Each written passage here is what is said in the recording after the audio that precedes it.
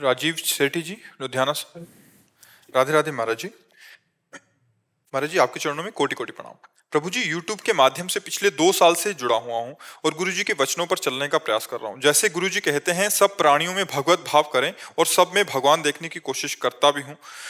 जब हम वृंदावन होते हैं तभी ये भाव आते हैं। जैसे ही हम अपने शहर में जाते हैं तो सब राक्षस लगते हैं मुझे, क्योंकि वहाँ वातावरण बदल जाता है। सब मांस मदिरा नशा में डूबे ले हुए हैं, तो उनमें ले भगवत ले भाव ले करना बड़ा ले मुश्किल प्रभु हो जाता प्रभु है। प्रभु इसमें देखना है कि अगर आप कई फिल्में देखते हो, कई फिल्में देखी होगी, तो एक ही अभिनेता कहीं हीरो बनता है, कहीं विलेन बनता है।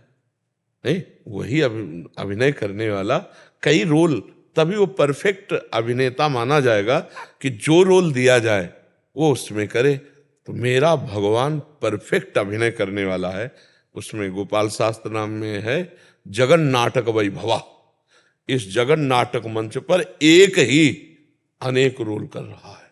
एक ही कठपुतली नचाने वाले 100-200 अंदर नहीं होते, पर्दे के पीछे एक होता है, और वो अपनी अंगुलियों पे वो ऐसे इतना बड़ा पर्दा है, उसी में वो नचाता रहता है, कईयों को नचाता है, आवाजें निकालता है 10-5। गांव में हमने देखा, वही बोल रहा है और वही ऐसे अंगुलियों से नचा रहा है। तो पूरे मंच पे 10-5 नाचते नजर आते हैं, 10-5 आवाजें आती हैं, पर वो एक कलाकार पीछे बैठे हुए पर्दे के ऐसा करता है। ऐसे ही ये कठपुतलियां हैं। उमा दारू, दारू माने लकड़ी, जोशित माने पुतली। उमा दारू जोशित की नाई, सब ही नचावत राम गोसाई। और फिल्म तभी अच्छी लगती है जब जोर का विलेन में हो। रे, तो मेरा मालिक मनोरंजन रचा है यार। कुछ देवता है तो कुछ राक्षस भी है, कुछ अच्छे हैं तो कुछ बुरे भी हैं, लेकिन उनमें जो पावर है वो परमात्मा है। बस पावर देखला है। जैसे बिजली के कार्य अनेक हैं, लेकिन बिजली एक है, उसके कार्य अनेक। इन कार्यों से यार, इसमें बिजली तो लाइट क्यों नहीं है?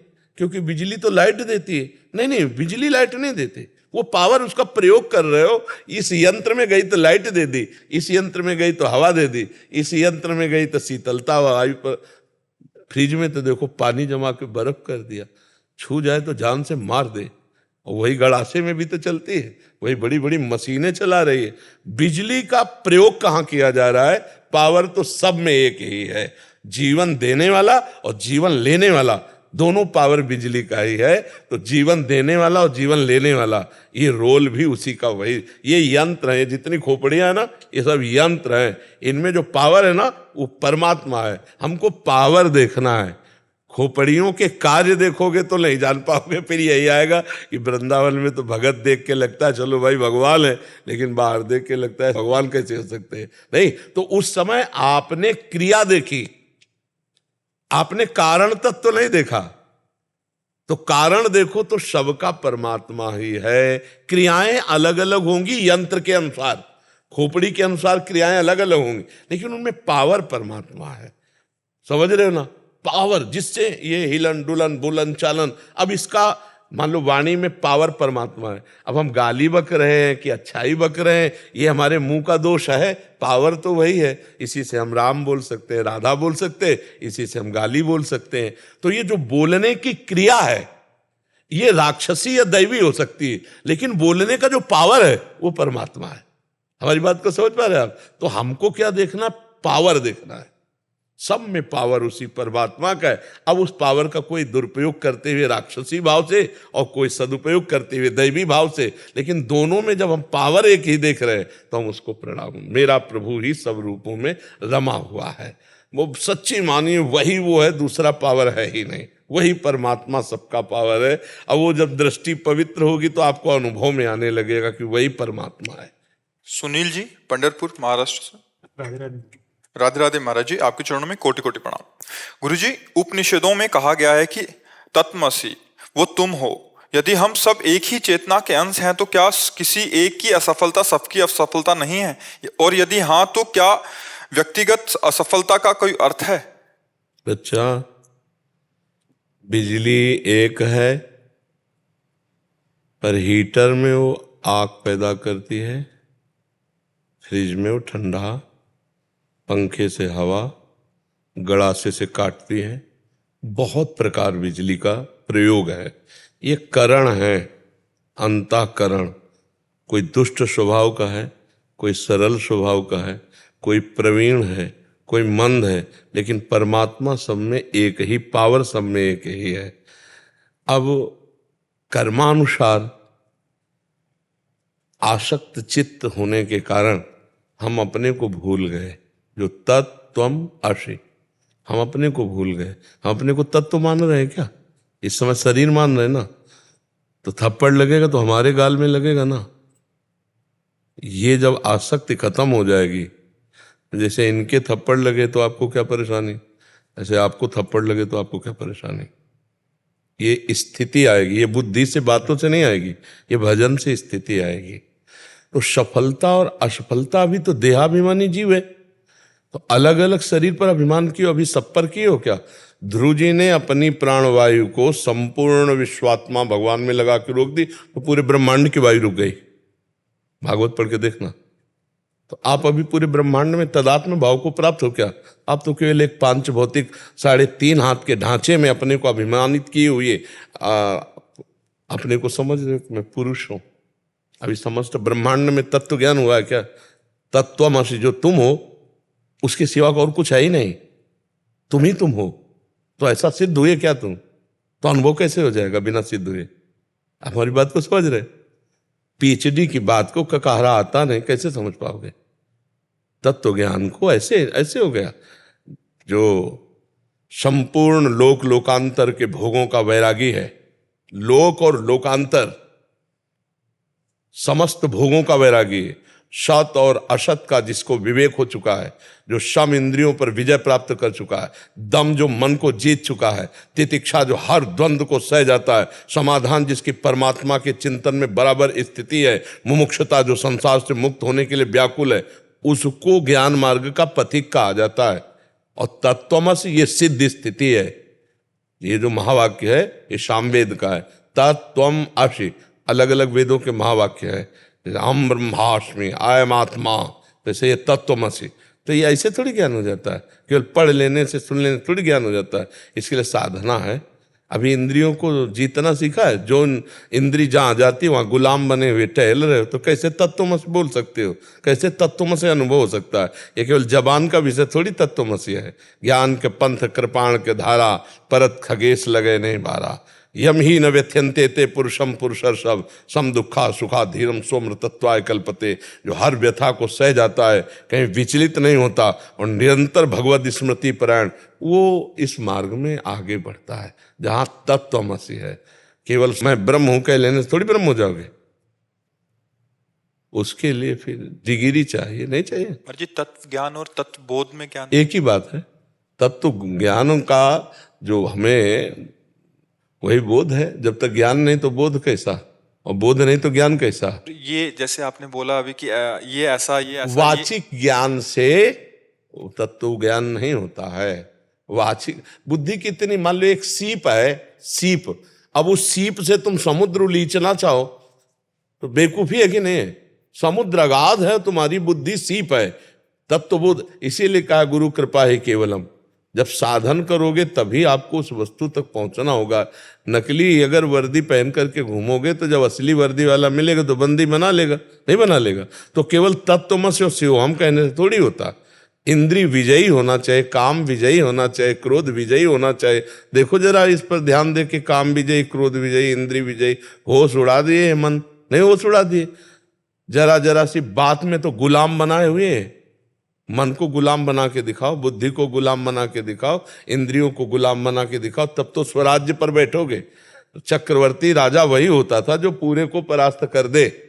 तो परास्त करो ना पहले, तत्वमसि, तुम वही हो, ये पर तुम राजा हो। तो पहले तो आप शत्रु को परास्त करो, प्रजा को अधीन करो, तब तो राजा कहलाओगे। ऐसे राजा कहलाओगे? भगवान के दास बनकर नाम जप करो, वो पहुंचा देंगे, वहीं पहुंचा देंगे। हम तुम सब भगवान के ही हैं, स्वरूप है। पर नाम जप करो, पहले अच्छे आचरण करो। ककारा पढ़ना सीखे तब तो पीएचडी जाएगा। नाम जप करना शुरू करो, सत्संग सुनो, माता पिता की सेवा करो, समाज की सेवा करो, तुम क्या हो धीरे धीरे जान जाओगे। अब ऐसे केवल हम ब्रह्म ज्ञान बिन नारी नर, करे न दूसरी बात, कौड़ी लागी लोभ वश करें विप्र गुरुघात। जब तत्वमसि हो तो भूख प्यास किसको लगती है? ये काम क्रोध किसको सताते हैं? तुमको थोड़ी सताते हैं, लेकिन तुमको सताते हैं ना, तो तुम तत्वमसि नहीं हो, तुम शरीराभिमानी हो। अब दवा करनी पड़ेगी। अब जब तक ज्ञान नहीं होगा तब तक साधन मार्ग में चलो, और जब ज्ञान हो जाएगा तो बच्चा ऐसे ही है, तत्वमसि वही तत्व, जानत तुम्हें तुम्हें हो जाए। जो ही भगवान को जान गया तो भगवत स्वरूप हो जाता है, क्योंकि भगवान की सिवा और कोई है नहीं। भगवान कहते हैं ना, मत्ता पर तरम नान्यत किंचिद अस्ति धन। आप भी भगवत स्वरूप हो, लेकिन आप अपने स्वरूप को भूलकर आप देह को अपना मान रहे हो। 100% देखो बच्चा, बिना तर्क की बात, हृदय से देखो, उठते बैठते जागते सोते आप अपने को पुरुष शरीर में ही तो माने हुए हो। ये घोर अज्ञान है। कैसे जानोगे तत्वमसि? अब जैसे बंदूक पकड़ावे तो केवल बंदूक पकड़ने मात्र से पता चल जाएगा कि ये शूटर है कि नहीं है, ये शूट करने वाला है कि नहीं, मतलब ये लक्ष्य भेदन कर लेगा कि नहीं। अब हम लोगों को तो हमें ज्ञान नहीं, तो उसकी पकड़ जो चलाने वाला ना, वो स्टाइल से ही पकड़ेगा, क्योंकि उसको पता है ऐसे पकड़ना चाहिए। अपने लोग नहीं पकड़ पाएंगे। ऐसे ही शब्द जो है वो निकलता है, वो उसी जगह से जहां से निकलता है। अगर वो अज्ञानी है तो चाहे जितना फराटेदार वेदांत बोले, 1 सेकंड में पता चल जाता है इसको बोध नहीं है। वो बोल सही रहा है पर उसको बोध नहीं है, वो शब्द बोल देगा। शब्द का वजन बोलता है हाँ कि ये थोथा है, इसको ज्ञान नहीं है। तो बच्चा अभी सही ढंग से चलो तो ज्ञान हम ही तुम्ही को होगा, है नहीं? परमात्मा को थोड़ी हो, तो ज्ञान स्वरूप है। ज्ञान तो जीवात्मा को होना है। इसलिए नाम जप करो, भगवत चर्चा सुनो, सत्संग सुनो, माता पिता बुजुर्गों की सेवा, समाज की सेवा, राष्ट्र की सेवा, इससे शरीर पवित्र। अर्जुन जी को ज्ञान दे के सेवा में तो लगा रहे हैं, युद्ध रूपी सेवा में लगा रहे हैं, तो सेवा में लगो तो ज्ञान सिद्ध हो जाएगा, फिर बात समझ में आ जाएगी। ठीक है? अभी बहुत ऊंची बात है तत्वमसि। वहां पहुंचने के लिए पहले 1 से चलो, तब 100 तक पहुंचोगे। वो क्या है? अभी काखा गागा तो चले नहीं, तो ज्ञा में कैसे पहुंच जाएंगे? वो क्या है? आखिरी है। जो ककहरा है उसका आखिरी शब्द क्या है? यहां पूर्णता है, ज्ञान में पूर्णता है। ज्ञान में पूरे अक्षर पूर्ण हो जाते हैं जाके। का से शुरू होता है और ज्ञान में पूर्ण हो जाता है। तो का माने काय, काय शरीर से शुरू होता है, पूरा ज्ञान यहीं से शुरू किया जाता है और वहां पूर्ण हो जाता है जाकर तत्वमसि, तुम ही हो। जब पहले सृष्टि नहीं थी तो एकमात्र भगवान थे ना बच्चा, और जब सृष्टि नहीं रहेगी तो एकमात्र भगवान ही तो बचेंगे। तो बीच में जो कुछ है वो है क्या? भगवान ही तो है ला। तो जब सब भगवान है तो तुम्हारे अंदर क्या है? तो ये बात कहां जान पा रहे हो? ये बात जान पा रहे हो क्या? अपने अंदर भगवान दिखाई देते? नहीं दिखाई देते। मैं है, मैं पुरुष हूं, मैं हूं, बस ऐसे लगता है। शीशा में देखो तो मैं हूं। यही अज्ञान बच्चा। अब ज्ञान की बात की तो बहुत ऊंची बात है, वो हमारे लिए ही है। नाम जप करो, अच्छे आचरण करो, धीरे धीरे धीरे धीरे जब बुद्धि पवित्र हो जाएगी तब ये बात समझ में आ जाएगी। ठीक है? खुशबू जी मुंबई से। राधा वल्लभ श्री हरिवंश महाराज जी, आपके चरणों में कोटि कोटि प्रणाम। महाराज जी, पिछले 1.5 वर्ष से आपको सुनने का सौभाग्य प्राप्त है, जीवन में बहुत परिवर्तन आया है। महाराज जी, मेरा एक प्रश्न है। महाराज जी, एक नाम में इष्टाकार वृत्ति होने के बाद गृहस्थ में बच्चों को धर्म की शिक्षा और संस्कार देने के लिए मेरा क्या धर्म है? घर पर बच्चे चाहते हैं कि जैसे महाशिवरात्रि हो तो शिव जी की, गणेश चतुर्थी हो तो गणपति जी, नवरात्रि हो तो अम्बा माता जी की पूजा अर्चना अच्छे से हो, परंतु मेरा मन सब में किसका इतना नहीं प्रश्न है? लगता।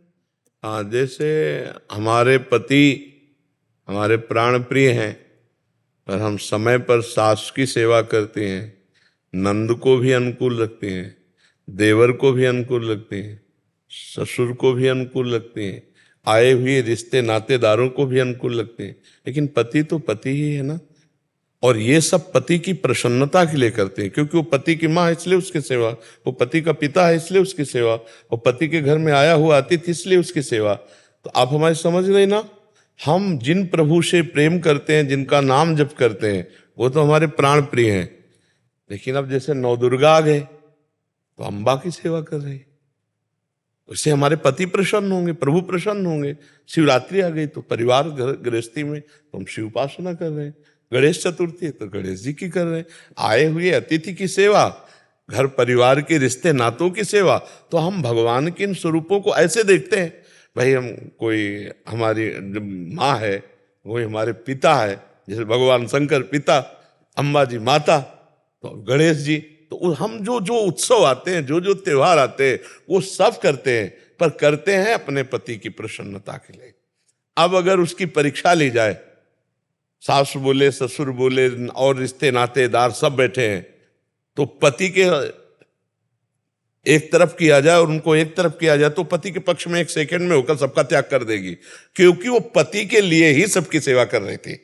हमारी बात समझ रहे हो? ऐसे ही हम सब भगवत स्वरूपों की आराधना करें, लेकिन हमारा हृदय भगवान के किसी एक रूप में आसक्त हो जाए। जैसे हम राम जी के उपासक, हम श्याम जी के उपासक, लेकिन हम सबकी भावना गृहस्थी में। अब करवा चौथ है, चंद्रदेव की उपासना कर रहे, व्रत रह रहे हैं, अपने पति के लिए रह रहे हैं, अपने प्रभु के लिए रह रहे हैं। वह भावना बदलने की विषय है, कार्यक्रम बदलने की थोड़ी। कि अब घर गृहस्थी में तो अब जितने भी भागवतिक अनुष्ठान वो सब बंद कर दे, ऐसा तो नहीं पाया गया, ऐसा भाव नहीं पाया गया। अनन्यता अपने इष्ट की और अपने इष्ट की प्रसन्नता के लिए सब इष्ट स्वरूपों की आराधना करना। आप समझ पा रहे हो? इसमें कोई संशय आपको लग रहा है? तो बस बच्चों को क्या, हमको भी वही करना है, हमको भी वही करना है। हृदय से हमको भी आराधना करते हुए अपने इष्ट के चरणों में प्रेम मांग। जैसे आप विनय पत्रिका पढ़ के देखो तो गोस्वामी जी, दुर्गा जी, गणेश जी, सरस्वती जी, गंगा जी, यमुना जी सबकी स्तुति करते हैं और बाद में मांगते हैं कि आप प्रसन्न हो, सियाराम जी के चरणों में प्रेम हो। बात समझ रहे? तो ऐसे हम हर साधना करके, आराधना करके जो हमारे इष्ट देव उनका प्रेम मांगे, तो हमारी भक्ति भी बढ़ेगी और एक सामाजिक व्यवस्था भी बनी रहेगी। हमारे यहाँ सामाजिक व्यवस्था है। हमारे यहाँ तो जड़ का भी पूजन किया गया है। आज बरगद आई, बरगद के पेड़ का पूजन है। आज पीपल के पेड़, आज आंवला के अक्षय तृतीया है तो आंवला के पेड़ का पूजन। हमारे यहाँ तो जड़ वृक्षों की भी पूजा की गई है, जड़ वस्तुओं। अरे यहाँ तक कि नई कार और साइकिल और मोटर्स है, उसका भी पूजन किया गया है। नहीं किया जाता? भगवान मान के किया जाता। नहीं बोले स्वस्तिक का चिन्ह बनाए और फूल वर्षा किए और पैर छुए। और गाड़ी में रोज अगर चलाने देखो तो ड्राइवर सबसे पहले हैंडल के पैर छूता है। कैसी भावना है? वहां भी भगवान, वो जान नहीं रहा कि मैं जो कर रहा हूं उसका क्या स्वरूप है, लेकिन वो वहां भी भगवान की भावना है कि पहले पहले गाड़ी में बैठेगा ना तो पहले हैंडल के पैर छू करके फिर ड्राइविंग। हमारे यहाँ तो जड़ वस्तुओं की भी भगवान के भाव से पूजा की गई है। चैतन्य भगवत स्वरूपों को तो भगवत स्वरूप है ही। बहुत सावधानी की बात है, उपासना खंडन नहीं करती, उपासना मंडन करती है। उपासना प्रेममयी है। उपासना में कलह अशांति, जहां झगड़ा हो तो जान लो त्रुटि है, वो समझ नहीं पा रहा है। हाँ, एक निष्ठा आती है जैसे मीरा जी की, और वो अब चरम सीमा। अब जैसे पीएचडी की बात और कक्षा 1 की बात अलग, ये बात जो हमने कही ये सम भक्ति की है, और एक अनन्य भक्ति का स्वरूप आता है मीरा जी का। जैसे मेरे तो गिरधर गोपाल दूसरों न कोई, जाके सिर मोर मुकुट मेरो पति सोई।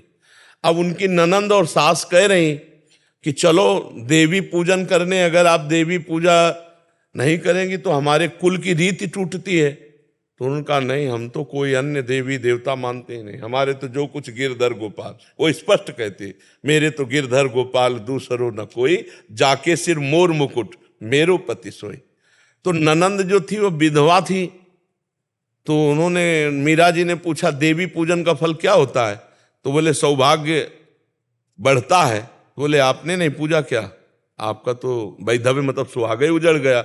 उसी दिन से वैर मानती थी, और वो और देवर मिल करके पूरे जीवन भर मीरा जी को कष्ट देते रहे, पर अपनी निष्ठा से विचलित। अब ऐसी भक्ति जब हमारी आ जाएगी तो बात अलग हो जाएगी। अपने को, हाँ, अभी अपने को संभाल के चलना है कि हमें परिवार भी चलाना है, समाज भी देखना है। तो हमको जब जो त्योहार तिथि आवे सब खुल के मनाओ और उसका फल मांगो कि अपने इष्ट देव के चरणों में प्रेम हो। स्नेहा सिंह जी, गोमती नगर से। श्री हरिवंश, राधा वल्लभ श्री हरिवंश गुरुदेव। महाराज जी, मेरा प्रश्न है कि गुरुजी, मेरा मन माला करते समय श्री जी के श्रृंगार करने और उनके मंदिर को सजाने और उनकी व्यवस्था करने में लगा रहता है। मंत्र में ध्यान नहीं लग पाता। मंत्र में ध्यान न लगने से कोई अपराध तो नहीं बनता, जबकि मेरे द्वारा नियम की 11 माला वो उससे ज्यादा भी हो जाती हैं। हाँ, कोई बात नहीं है। असत चिंतन नहीं हो रहा, यही ठीक बात है। प्रभु का चिंतन किसी भी प्रकार से हो तो हमारे जप में, हमारे ध्यान में फिर दोष नहीं माना जाएगा। जैसे हम नाम जप कर रहे और भावना में प्रभु का श्रृंगार कर रहे, प्रभु की सेवा कर रहे, तो ये परम पवित्र है। अगर जप करते हुए मन गंदी बातों में भी जा रहा तो भी नहीं चिंता करनी। मान लो ये तो सबके लिए है ना, तो मन हमारा अगर गंदी बातों में भी जा रहा तो चिंता नहीं करनी, क्योंकि मन की गंदगी उस समय नष्ट हो रही। और हम जितना नाम जप कर रहे हैं हमारा मन पवित्र होता चला जाता है। अगर प्रभु में लगा है तब तो धन्यवाद का पात्र है ही कि हम इधर नाम जप कर रहे हैं, मंत्र जप कर रहे हैं, और उधर वो भगवान की सेवा श्रृंगार में। ये तो बहुत उत्तम बात है और इसको और बढ़ाना चाहिए, धीरे धीरे और समय बढ़ाना चाहिए। चलते फिरते उठते बैठते भी ऐसा हो सकता है। हम चल रहे हैं तो भी ध्यान में प्रभु की सेवा कर रहे हैं, नाम जप कर रहे हैं। उठते बैठते खाते पीते हर समय भगवान में स्थित रहने से निश्चित इसी जन्म में भगवत प्राप्ति हो जाती। सारे दुख, चिंता, शोक, भय ये सब नष्ट हो जाते हैं। एक भगवान ही है जिनका चिंतन परम मंगल प्रदान करता है। तो बहुत सुंदर बात है जी। मिथिलेश कुमार दुबे जी। राधे राधे महाराज जी। महाराज जी, मैं एक पुरोहित हूँ और जब हम कर्म कांड करवाते हैं तो कभी कभी ऐसा हो जाता है कि किसी विशेष व्यक्ति और किसी साधारण मनुष्य का कर्म कांड करने का दिन एक ही पड़ जाता है। तो इस वजह से कभी कभी हमें साधारण और गरीब यजमान को छोड़कर वह महत्वपूर्ण व्यक्ति का कर्म कांड कराना पड़ता है। तो इस वजह से हमें कोई दोष तो नहीं लगेगा? उसमें धन की प्रधानता छोड़नी पड़ेगी। उसमें प्रधानता भाव की देखनी पड़ेगी। अगर धन की प्रधानता रही तो जन साधारण भी यही तो है। फिर आप में जो आपका एक पद है, फिर उस पद की क्या महिमा रही। करुणा में, दया में, उदार स्वभाव, जन मंगल, इसीलिए विप्रजनों की चरण पूजा पूरा लोक करता था, क्योंकि वो तप के द्वारा, भजन के द्वारा, अपने ज्ञान के द्वारा समाज को सुख प्रदान करते थे, समाज सेवा करते थे। इसके द्वारा थे, इसलिए कह रहे हैं कि अब प्रधानता प्रायः सबके दिमागों में रुपए की हो गई, अर्थ की हो गई, नहीं हो गई। तो अगर हमें कभी ऐसा दिखाई दे कि ये भाव वाला व्यक्ति है, बड़ा दैन्य कह रहा है, तो फिर एक तरफ लाख रुपया देने वाला हो और एक तरफ सुपारी पान केवल अर्पित करेगा प्रभु को, तुम सुपारी पान वाले कहाँ जाएंगे? उससे क्या होगा कि भगवान आपके पक्ष में होंगे। उधर तो लक्ष्मी आपके पक्ष में आ जाएगी कुछ, इधर से भगवान आपके पक्ष। जो भगवान जिसके पक्ष में होते तो उसका सर्व मंगल होता है। फिर लक्ष्मी जी तो रह नहीं सकती भगवान के बिना, तो आएंगी ही आएंगी। लेकिन अकेले जब लक्ष्मी का पक्ष लेंगे तो लक्ष्मी जी चढ़ के आएंगी, उनका वाहन पर्सनल, लक्ष्मी जी का पर्सनल वाहन उल्लू बना जाएंगे, फिर गड़बड़ हो जाएगा। उल्लू में एक दोष होता है, वो दिन में नहीं देख पाता, वो रात्रि में देखता है। मतलब जब मदांध बुद्धि हो जाएगी तो हमें ज्ञान नहीं रहेगा परमात्मा प्राप्ति का, और भोगों में सुख यही अज्ञान रूपी रात्रि है, और परमात्मा में सुख यही ज्ञान रूपी दिन है। तो परमात्मा सुख से वंचित भोगों में सुख तो ठीक नहीं है। वैसे हमें प्रधानता धन की ना करके ये देखना है कि अगर 10 मिनट पहले भी कोई गरीब आ गया है और उसके 10 मिनट बाद एक करोड़पति आ गया आपके पास, अब आप करोड़पति का नहीं। समय उसको पहले, प्रधानता उसकी पहले, फिर बाद में, क्योंकि वो 10 मिनट पहले आया है। तो समय से अगर पहले बात हो चुकी है किसी धनी से, आप कर चुके, इसके बाद कोई आता है तो फिर नहीं छोड़ना बनता, क्योंकि पहले आप बात कर चुके हैं, उसको समय दिया है जजमान को कि हम आपके कार्य में आएंगे, और फिर उसके बाद कोई गरीब आ जाता है तो हम उसको छोड़ नहीं सकते, क्योंकि उसको वचन पहले दिया। और अगर वो पहले आ जाता है तो फिर धन की प्रधानता नहीं रखें, हम उसकी प्रधानता रखेंगे। ठीक रहेगा ना? हाँ जी। ललित शर्मा जी। राधे राधे। राधे राधे गुरुदेव। गुरुदेव, श्री जी कृपा से मुझे इस जीवन में मानव सेवा का सौभाग्य प्राप्त हुआ है। मैं सूरतगढ़ में वरिष्ठ नर्सिंग ऑफिसर के पद पर कार्यरत हूँ। गुरु जी, आजकल बहुत सारे युवा नशे के इंजेक्शन लगाने से उनकी मृत्यु हो रही है।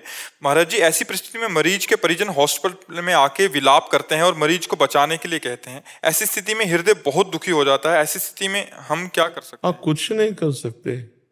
अवश्य में भोक्तव्यम कृतम कर्म शुभाशुभम, जो जैसे कर्म करता है उस जीव को भोगना पड़ता है।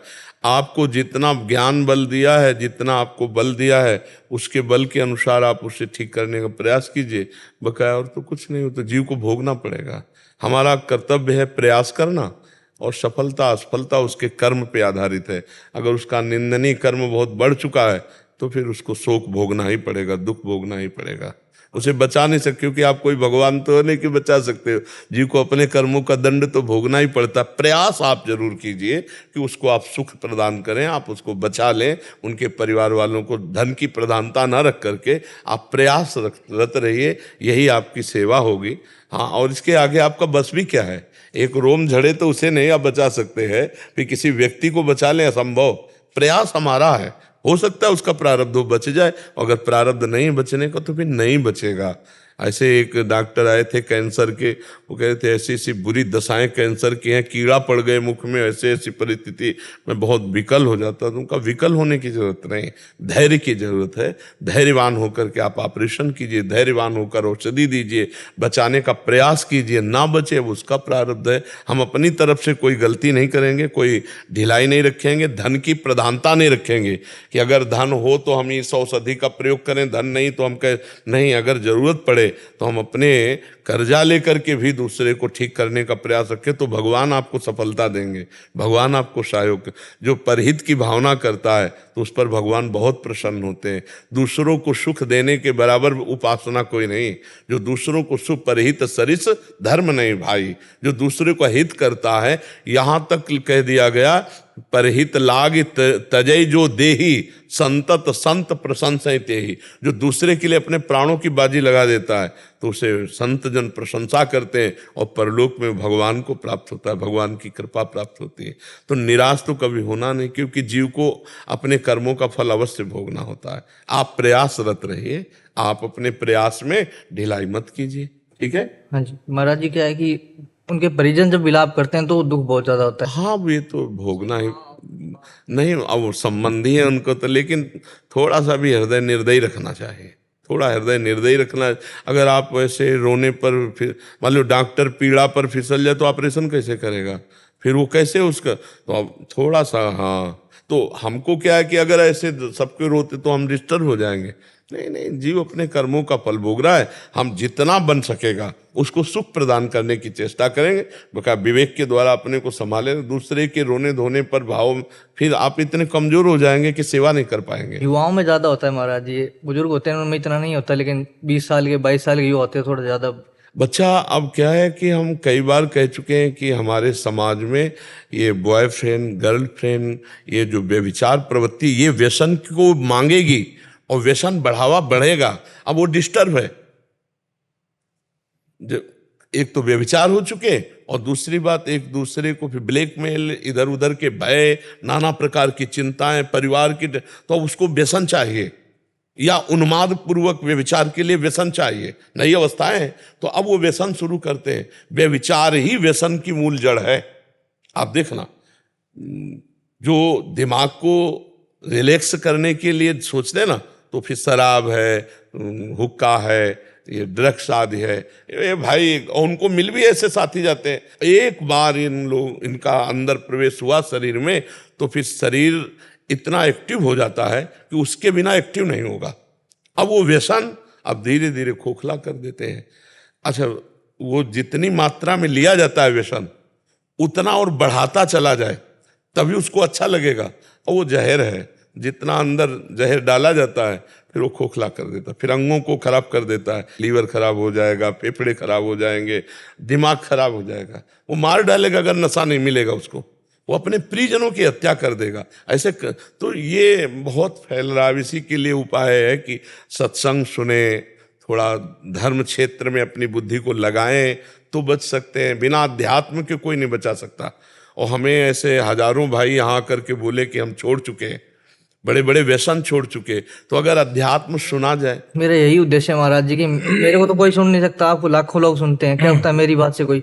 जी, हम भी यही प्रार्थना करते हैं। सब कभी कभी अपनी तरफ से सबको रोक लेते हैं, कहते हैं सुनो भाई, तुम्हारे प्रश्नों का तो उत्तर हो गया, हमारी प्रार्थना सुन लो। कोई नशा मत करना, कोई शराब मत पीना, कोई मांस मत खाना, कोई पराई बहन बेटी की तरफ गंदी दृष्टि से मत देखना। अगर तुम ऐसा नहीं करोगे तो तुम्हारा जीवन देवत्व वाला हो जाएगा। अगर ऐसा करोगे तो राक्षसी जीवन, दूसरों के लिए बड़ा हानिकारक जीवन, तुम्हारा अपने लिए तो हानिकारक है ही है, दूसरों के लिए भी हानिकारक हो जाएगा। नहीं, आप अच्छे से चलो, भगवान ऐसे जनों का बड़ा सहयोग करते हैं। अर्जुन जी जोधपुर से। राधा वल्लभ श्री प्राण प्यारे गुड्डी। राधा वल्लभ श्री हरिवंश महाराज जी। महाराज जी, ऐसा बताया गया है कि मनुष्य को अपने जीवन में भजन, नाम जप, सत्कर्म करना चाहिए और मरने के पश्चात श्राद्ध तर्पण करने से मोक्ष मुक्ति मिल जाती है। नहीं, श्राद्ध तर्पण तो एक गृहस्थ धर्म के अनुसार एक क्रिया है। श्राद्ध तर्पण से मोक्ष नहीं होता, आप समझो ना। 4 लड्डू खोए के आटे के बनाकर उससे मोक्ष हो जाएगा। जिंदगी भर भजन नहीं किया, जिंदगी में आत्मज्ञान नहीं प्राप्त किया, आत्मज्ञान के बिना मोक्ष नहीं होता। चाहे जितने कुंटल 2 कुंटल लड्डू चढ़ा दो तो भी नहीं। अगर ऐसा होता तो सबका मोक्ष हो जाता ना। कौन नहीं पिंडदान करता, और कौन पिंडदान करने के लिए उत्साहित नहीं हो सकता कि भाई इसका मोक्ष हो जाएगा। पिंडदान से मोक्ष नहीं हो सकता, वो पिंडदान उसको प्राप्त होता है। जैसे 4 अंजुलि जल दिया तो पितरों को मिलेगा, 4 लड्डू दिए तो पितरों। मोक्ष होगा भगवान की प्राप्ति से, आत्मबोध से, वो जिंदा होता है। या मरते समय भगवान का स्मरण हुआ तो मोक्ष होगा, अन्यथा नहीं होगा। पिंड ये न सोचो कि 4 लड्डू चढ़ाने से वो मोक्ष को, नहीं तो फिर इतना कमजोर तो कोई है ही नहीं कि आटा के और खोए के 4 लड्डू चढ़ा के मोक्ष अपने पितरों का कर दे। वो पितरों को प्राप्त होता है, पितर उसका भक्षण करते हैं, ना कि मोक्ष को प्राप्त होता है। मोक्ष को तो तब प्राप्त होगा जब उसके कुल में कोई भगवत प्राप्त महात्मा हो जाएगा। सो कुल धन्य उमा सुन जगत पूज्य सुपनीत, तब वो पितर उसके 21 पीढ़ियां तर जाती हैं जो भगवत प्राप्त महात्मा हो। तो नाम जप करे, अपने पितरों का कल्याण करने के लिए नाम जप दे, भगवान की चर्चा, भगवान की कथा वार्ता और जीवन भगवत में, तब तो पितरों का कल्याण होगा। लड्डू और इससे नहीं होता, ये तो उनको प्राप्त होते हैं। जो आप जिसको दोगे वही प्राप्त हो जाएगा। जो हम मान लो पितरों के प्रति भंडारा कर रहे हो तो वो पितरों का पुण्य प्राप्त हो जाएगा, जाके मोक्ष थोड़ी हो जाएगा। भंडारा नहीं गुड्डी, मैंने लिखा था कि श्राद्ध पक्ष आ रहे ना, श्राद्ध पक्ष में अगर 16 दिन नाम जप करके अगर उनको दिया जाए तो उनको मिल जाएगा। हाँ ना, हम ये तो हमने कई बार एकांतिक में कहा है। तो हम केवल पिंडदान की बात कह रहे हैं कि पिंडदान से मोक्ष नहीं होगा। नाम जप, वही तो अभी हम कह रहे हैं, नाम जप करो, भगवान की आराधना करो, भगवान की लीला कथा जैसे भागवत महापुराण है इनका पाठ करो और पितरों को दो, तो उससे कल्याण हो जाएगा। मोक्ष की प्राप्ति आत्मज्ञान से होती है। स्वयं आत्मज्ञान जब प्राप्त होगा तब मोक्ष की प्राप्ति। मोक्ष को ऐसे साधारण बात थोड़ी। मोक्ष की प्राप्ति, कल्याण का मतलब होता है उन्नति होना। जैसे स्वर्ग से ऊपर है पितरलोक, पितरलोक से महालोक, जनलोक, ब्रह्मलोक, ऐसे। लेकिन मोक्ष प्राप्त हो जाना या भगवत साक्षात्कार हो जाना, ये तो स्वयं भजन करे, आत्मज्ञान प्राप्त हो तब, या कोई आत्मज्ञानी पुरुष उसके कुल में पैदा हो जाए तो भगवान कृपा कर दे उसके ऊपर तो है। तो खूब नाम जप करो, अपने पितरों को दो, उनका कल्याण हो जाएगा, पक्का हो जाएगा, इसमें कोई संशय नहीं। ठीक है ना। नाम जप पर तन्मयता पूर्वक पवित्र भाव से और फिर समर्पित कर दे। तो जैसे यहाँ से अपने बैंक से किसी को भी ट्रांसफर करो सरकारी, तो पहुँच जाएगा ना। अगर सरकारी बैंक में, तो हम जो नाम जप करें पहले भगवान को समर्पित करें, फिर भगवान से प्रार्थना करें कि हमारे अमुक पितर को ये प्राप्त हो, तो प्राप्त हो जाता है। उसके लिए संकल्प होते हैं, संकल्प बोलते हैं ना पंडित लोग, उसके लिए संकल्प बोला जाता है, वो तब उनको प्राप्त होता है। तो भगवान को पहले समर्पित किया जाता है। नमहम, मेरा नहीं आपका है। फिर उसके जिसके लिए उसके संकल्प, ब्राह्मण जो विद्वान है समर्पित कर दिया। हाँ, समर्पित पहले संकल्प किया जाता है उसका, फिर समर्पित किया जाता है। पर ब्राह्मण जन संकल्प बोलते हैं तो हरि ओम विष्णु विष्णु ऐसे नहीं बोलते। जम्बू द्वीपे भरत खंडे आर्यावर्ते और अमुक तिथि अमुक नाम अमुक और अमुक पितर को समर्पण हो जा, तो फिर उसी के साथ समर्पण हो जाता है। दीप्ति जी मुंबई से। राधे राधे महाराज जी, आपके चरणों में कोटि कोटि प्रणाम। महाराज जी, मेरे गुरुदेव की कृपा से गुरु मंत्र का जप निरंतर नियमित रूप से होता है। मेरा प्रश्न यह है कि पहले मेरा स्वभाव कोमल था, नम्रता दयालुता इत्यादि का फायदा उठाया जाता था, तब मुझे पता नहीं लगता था। अब पता चल जाता है तो कई बार क्षणिक द्वेष और क्रोध भी आ जाता है और स्वभाव कठोर हो गया है। अपने आप में गलानी का भाव आता है, लगता है पहले जो नासमझी थी वही अच्छी थी। क्या कठोरता इस मार्ग में बाधक? तो अब भी तो समझ ठीक नहीं है। अगर समझ अब भी ठीक होती, जो पहले ना समझी को आप ठीक कैसे कह, जब खुद समझ कह रही कि पहले ना समझते और अब उसे ना समझी को ठीक मान रहे हो, तो अब भी तो ना समझी हो। अभी कौन सी समझ सही हो गई? जिस दिन समझ सही हो जाएगी तो समझी और ना समझी दोनों से परे जो समझ है वही आनंदमयी है। अभी कैसा हृदय कठोर, कैसा हृदय विनम्र, सारा मायाकृत ही तो हृदय है। जितना हृदय है मायाकृत ही तो है। और आप गुरु मंत्र जप रही हो तो क्या कठोरता आ गई है? अभी कौन सी समझ जागृत हो गई? कौन सा शुद्ध ज्ञान हो गया है? कौन सी शुद्ध बात आपकी समझ में आई? अभी सही नहीं है। जहाँ संशय है वहाँ सही नहीं है। जहाँ अंदर निर्भय निश्चिंत निशोक, ये सही मार्ग है। निर्भय निश्चिंत निशोक, ये सही मार्ग है। आपको कैसे लगता है कि आप पहले सही थी अब गलत है? ऐसा कौन सी बुद्धि जागृत है जो पहले को सही कह रही, इतने दिन भजन करने के बाद अब बुद्धि को गलत कह रही? तो अभी सही बुद्धि नहीं आई है। समय पर हमें कठोरता की भी जरूरत होती है, समय पर हमें निर्दयता की भी जरूरत होती है, समय पर हमें दया की जरूरत होती है। जिस समय हमें जैसा स्वयं करना पड़ेगा हम वैसा करेंगे। बहुत देखो, संत हृदय दयालु होता है पर बहुत कठोर भी होता है। अगर अपने जनों को ऊपर चढ़ाना है सतमार्ग पे तो देखा जाता है कि बहुत ढिलाई कर रहा है, तो फिर न मुस्कुराहट है, न दया है, न करुणा है, भारी कठोरता का स्वरूप और निर्णय उनका बहुत कठोर होगा। अब आपको लगेगा दयालु संत होते कैसे? और इसमें परम दया छुपी हुई है कि उस जीव के पाप नष्ट करके उसकी मनोवृत्ति में जो गंदगी आई है वो तप के द्वारा भस्म करके भगवान की तरफ आगे बढ़े। तो हमें देखना होगा कि दयालुता कृपालुता मृदुता जो आप कह रहे हैं, कहीं वो विषय नहीं है क्या? कहीं वो विषय संबंध से तो नहीं है? आज भी मलिन बुद्धि उसका सहयोग करके कह रही ना समझी ठीक है। जो यही तो हो जाता है, अगर सही सत्संग ना मिला तो कुछ समय भक्ति चलने के बाद जब हृदय जलता है क्योंकि पाप नष्ट होते हैं, तो उसको लगता है यार इससे तो बढ़िया तब का जीवन था, जो मौज आती थी खाता था पीता था, जो मौज आती थी करता था। अब तो यार जल रहा हूं, भजन कर रहा हूं, फिर भी जल रहा हूं। और अगर सत्संग मिला तो उसको बात समझ में आ गई कि अब जल करके मैं पवित्र हो रहा हूं, मेरे पाप नष्ट हो रहे हैं, मैं भगवान की तरफ बढ़ रहा हूं। नहीं तो धोखा हो जाता है, जैसे ये सखी बोली ऐसे ही धोखा हो जाता है। ऐसे नहीं, ये ना समझी बुद्धि का निर्णय है, ये समझदार बुद्धि का निर्णय नहीं है। आपको जो गुरु मंत्र मिला, जो नाम मिला, उसे सही ढंग से जपिए और आगे बढ़िए। निश्चिंत निर्भय निशोक निर्विकार, ये भजन का फल है। पीछे की तरफ थोड़ी देखा जाता है, पीछे तो अंधेरा ही था, उसको हम सही कैसे कह सकते हैं जी। मैं ये पूछना चाहती थी कि पहले जो हृदय में कोमलता थी उसके कारण ऐसा लगता था कि कोई फायदा उठाता था, तो मुझे समझ में नहीं आता था कि कोई फायदा उठा रहा। कोई फायदा नहीं हमसे। हम कह रहे कबीरा खुद को ठगाइए।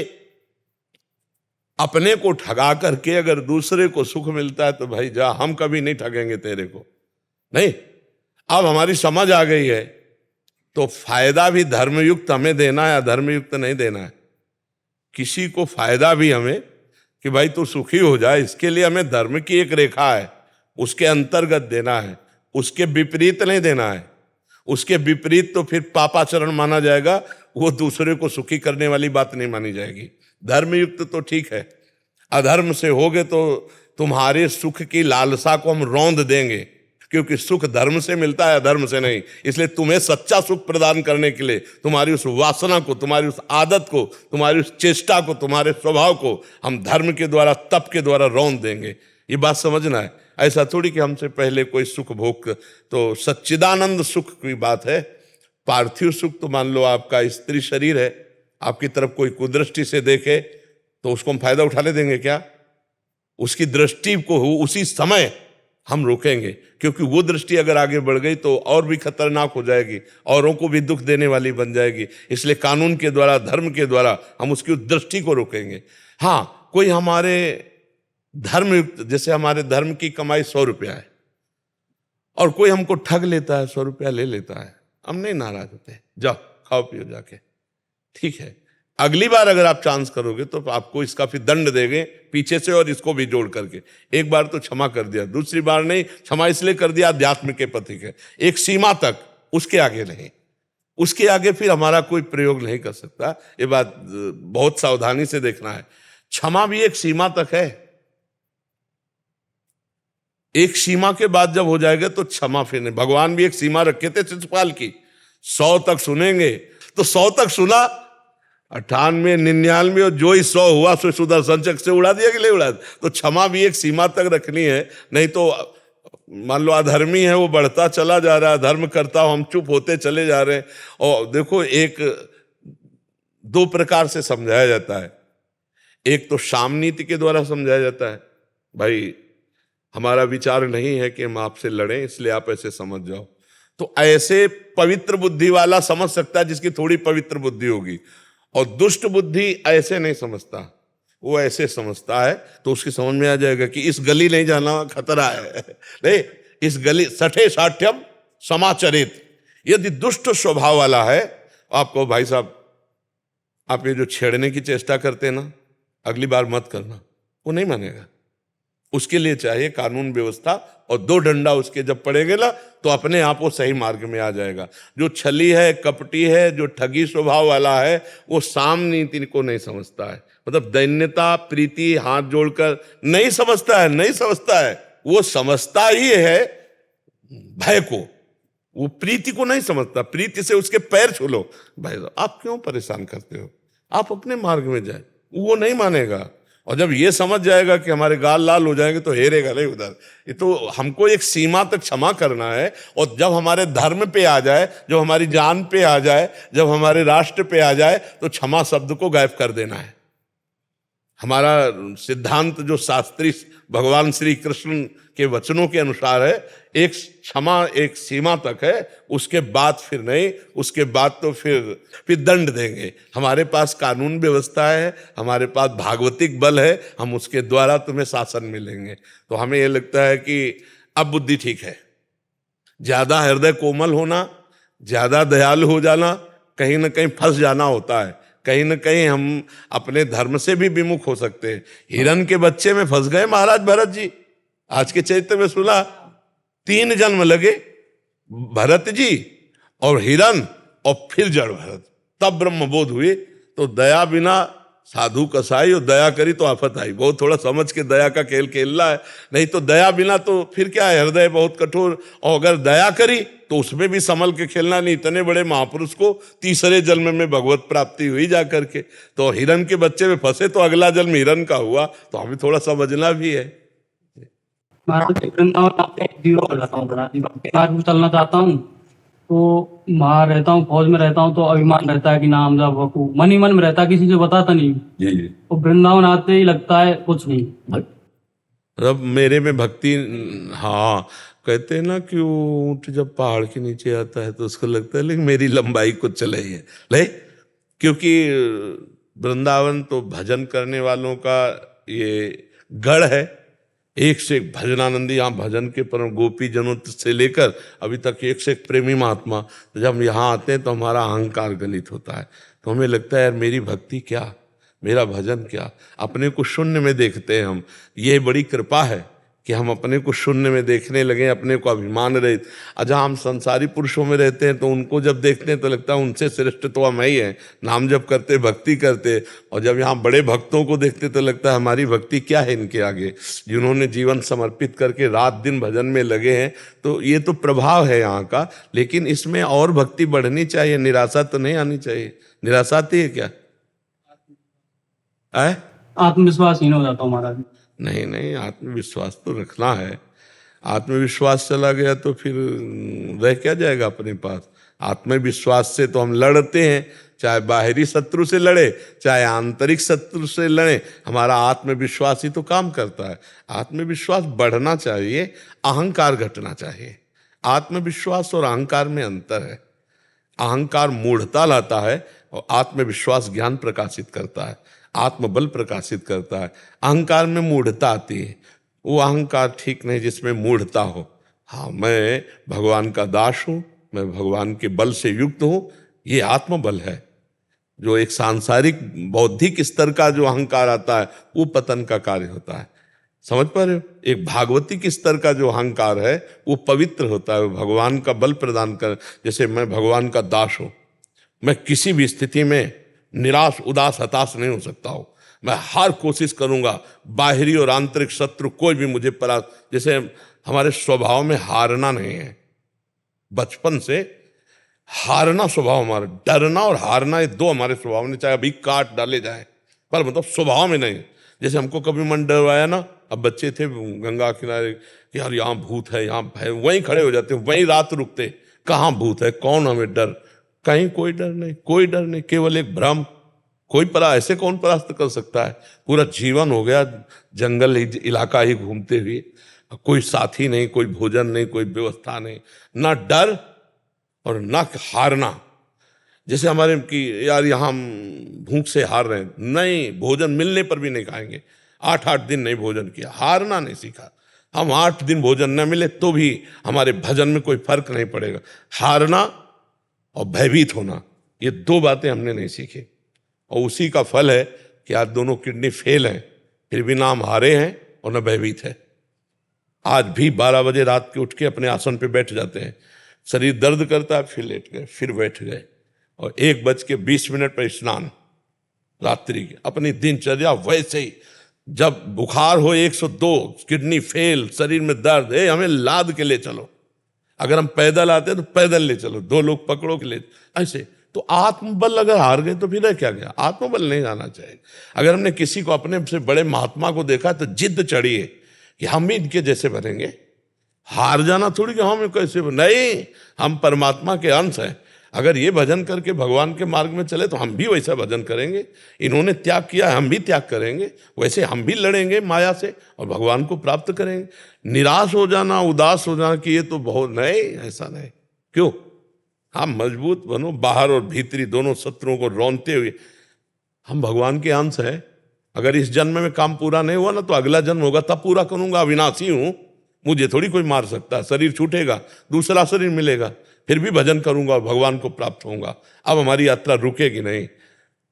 आज के चरित्र में सुना, जड़ भरत जी के चरित्र में, भरत जी से मृग बने, तो मृग में भी भजन हुआ कि नहीं हुआ? हम भजन कर रहे हैं, हमको कोई नहीं परास्त कर सकता। भले जन्म लग जाए, लेकिन हम ठाकुर को प्राप्त करेंगे, भगवान को प्राप्त करेंगे। निराशा और उदासीपन ये तो छूना नहीं चाहिए यार।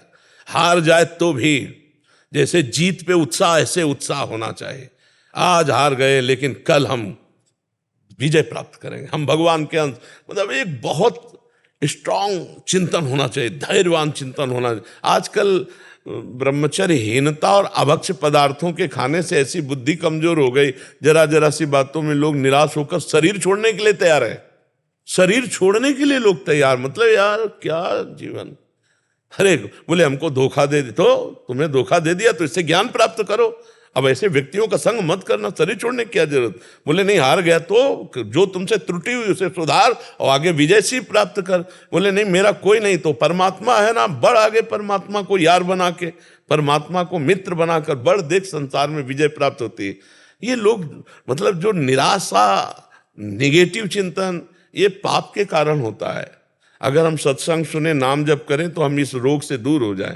नकारात्मक चिंतन, हम देखो, अगर सही चिंतन चल रहा है तो भूखे होने पर भी, कष्टप्रद होने पर भी हम आनंदित रहेंगे। हमारा चिंतन खराब है तो सब सामग्री होने पर, सब सुख सुविधा होने पर भी हम जलते रहेंगे। हमारा खास सुधार होना है चिंतन से, और वो चिंतन जब तक भगवान से नहीं जोड़ा जाएगा तब तक सुधार नहीं होगा। भगवान का चिंतन ही सुधार करेगा। इसलिए राधा राधा राधा राधा राधा राधा क्या जाता, पैसा थोड़ी लगता है। जो अध्यात्म की चर्चा उसमें पैसा नहीं लगता, और जो पैसे से होती है वो अध्यात्म की चर्चा नहीं होती, वो लागू नहीं हो पाएगी आपके ऊपर। तो अध्यात्म में कहीं पैसे वाली बातें नहीं हो रही, यहाँ केवल दिमाग की बात हो रही। आपके दिमाग में चलना चाहिए राधा राधा राधा, और देख लो एक बात चला लो, राधा राधा राधा राधा, और एक बात से डरो कि हमसे पाप ना हो जाए, बस फिर आप विजयी ही विजयी होते चले जाएंगे। जिधर कदम रखेंगे उधर विजयी होते चले जाएंगे। आपको कोई परास्त नहीं कर सकता। हनुमान जी को कोई परास्त क्यों नहीं कर पाता था? दो कारण थे, चरित्र पवित्र, पहला चरित्र पवित्र, और दूसरा हृदय में भगवान का निरंतर सुमिरन। प्रविश नगर कीजय सब काजा और हृदय राख, ये विजय का कारण था। कोई भी हनुमान जी को कहीं भी, इसीलिए क्योंकि चरित्र पवित्र, सबसे खास बात, लंका में ऐसा विलासिता थी कि हनुमान जी के सिवा दूसरा कोई पवित्र विचार रख ही नहीं सकता था। वहां ऐसा मतलब राक्षसी लंका निश्चर निकर निवासा यह कहा सज्जल का। तो हनुमान जी का कहीं भी चित्त डिगा नहीं, चरित्र पवित्र और भगवान का चिंतन। हाहाकार मचा दिया, कछु मारे से कछु मर्दे से कछु मिलये से दर धूरी, और कछु पुनि जाए पुकारे प्रभु मरकट बल भूरी। ऐसे जैसे उट्टन नहीं लगाया जाता, ऐसे ऐसे पकड़ के राक्षसों को मसल देते। एक घूंसे में हजारों को बाल ब्रह्मचारी और भगवान की शक्ति से संपन्न। तो जो हनुमान जी भगवान के चरण की उपासना करते, वही हमारे भी तो भगवान है। तो हम हनुमान जी ना सही, लेकिन हनुमान जी के चरण सेवक तो बन सकते हैं यार। ऐसे निराशा भरी मानव जिंदगी यार किस काम की, एकदम सुन देखो ना, लोग मरे बुझे ऐसे घूम। अरे यार थोड़ा संयम लाओ, थोड़ा समझो तुम भी भगवान के वही अंश हो जिस अंश में अपार शक्ति भरी हुई है, जो अविनाशी स्वरूप सुख राशि स्वरूप है, वही तो हम तुम हैं, और कौन है? ये जो बच्चा पूछ रहा था तत्व, बस बिल्कुल वही स्वरूप है हम।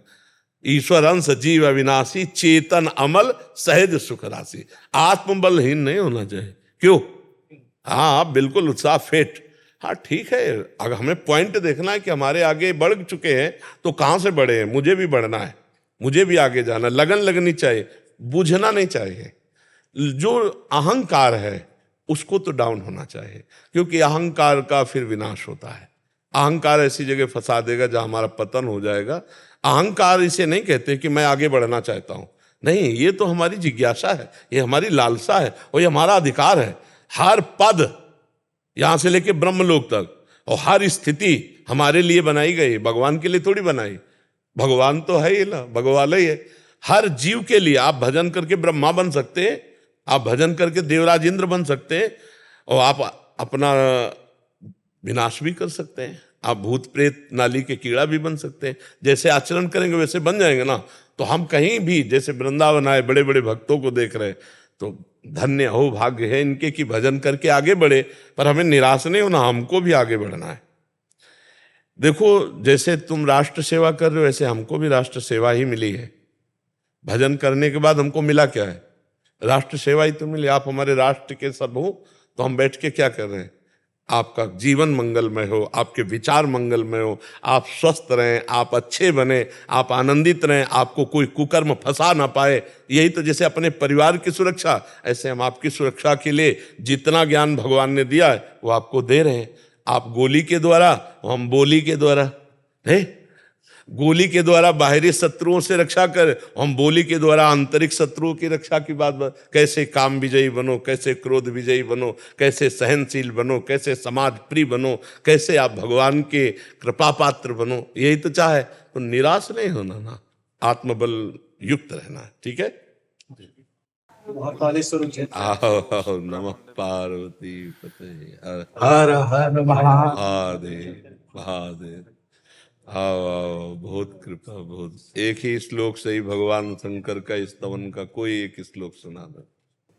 ओम होम जोम स्वाहा ओम भूर्भुवः स्वाहा ओम त्र्यंबकं यजामहे सुगंधिं पुष्टिवर्धनम् उर्वारुकमिव बन्धनान् मृत्योर्मुक्षीयमामृतात्। ओम स्वाहा स्वाहा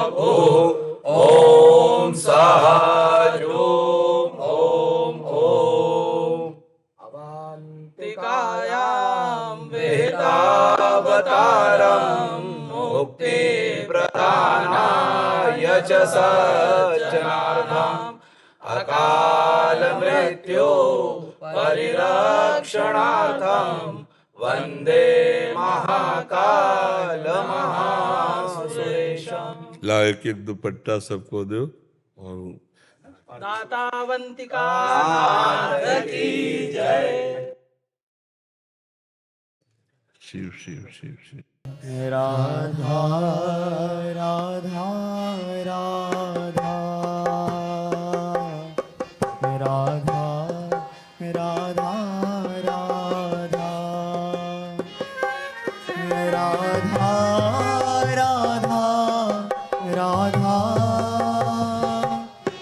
राधा राधा राधा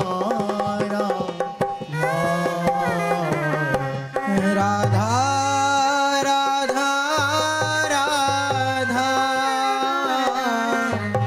राधा राधा राधा